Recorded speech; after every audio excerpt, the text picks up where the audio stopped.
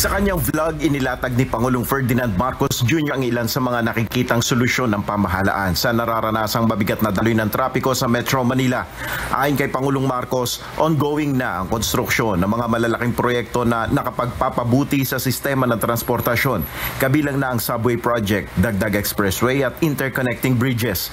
Isa rin sa nakikitang solusyon ng administrasyon ang pagpapaunlad sa mga kalapit na probinsya ng National Capital Region. Bahagi talaga ng pagpaplano ay may develop ang mga kalapit probinsya at syudad. Yan ang mga nakikita natin ngayong mga development. Bulacan, Pampanga sa North at Cavite and Laguna sa South. Kaya pati ang mga kalye at tulay na papunta sa mga lugar na yon ay patuloy natin pinapaganda pa. Pero ayon sa Pangulo, hindi agad-agad matatapos ang mga proyektong ito. Malalaking proyekto ito mga ito. Kaya naman, dapat natin isipin na hindi bukas na natin mararamdaman ito. Dahil malaki talaga yung scale at kung minsan pa nga, nakakaabala pa doon sa mga traffic na yon. Kaya pagtsagaan nyo lang.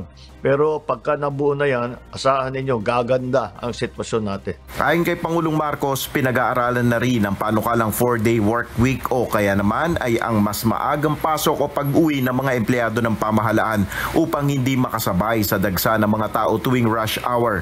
Basta't may malakas na internet na nasa kanilang bahay, nagagawa na rin nila yung kanilang output. Meron ding iba, ang gawa naman ay 4-day work week. Yung panlima ay work from home. Para hindi rin nabubugbog sa traffic ang mga empleyado. Nagbabala naman si PBBM sa mga abusadong kawani at opisyal ng gobyerno na hindi sumusunod sa batas trapiko.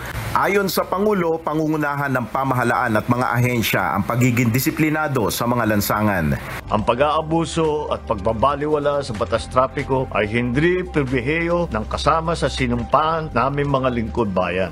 Nel Maribuhok, UNTV News and Rescue, Diyos ang aming sandigan, serbisyo publiko ang aming pinahalagahan.